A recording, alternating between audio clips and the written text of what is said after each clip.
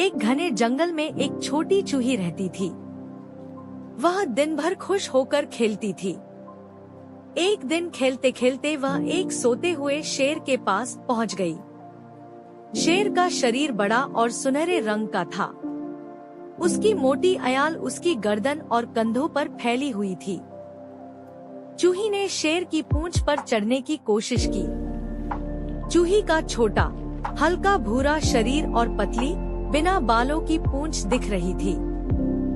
जैसे ही चूही शेर की पूंछ पर चढ़ी, शेर जाग गया। उसने गुस्से में अपनी बड़ी बड़ी आँखों से चूही को देखा।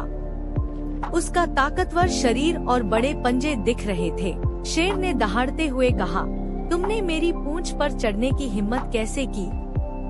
अब मैं तुम्हें खा जाऊंगा। चूही ने डरते हुए अपने छोटे छोटे पंजे जोड़े और बोली, महाराज, मुझे छोड़ दीजिए, मैं आपकी मदद कर सकती हूँ। शेर उसकी बात सुनकर हंस पड़ा और बोला, तुम इतनी छोटी हो, मेरी क्या मदद करोगी? जाओ, तुम्हें छोड़ता हूँ। चूही भागकर जंगल में चली गई। कुछ दिनों बाद शेर शिकारियों के जाल में फंस गया। उसका सुनहरा शरीर जाल में बुरी तरह उलझा हुआ था। उसके बड़े पंजे और पूंछ रस्सियों में फंसे हुए थे। शेर जोर से दहाड़ रहा था, लेकिन वह बेबस था।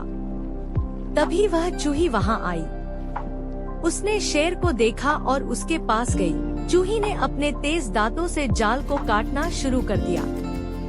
उसका छोटा शरीर और लंबे लंबे मूंछें ध्यान से काम कर रही थी।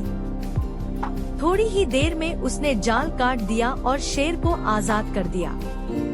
शेर ने आजाद होकर चूही को देखा और बोला, तुमने मेरी जान बचाई। अब मुझे समझ में आया कि कोई छोटा या कमजोर नहीं होता।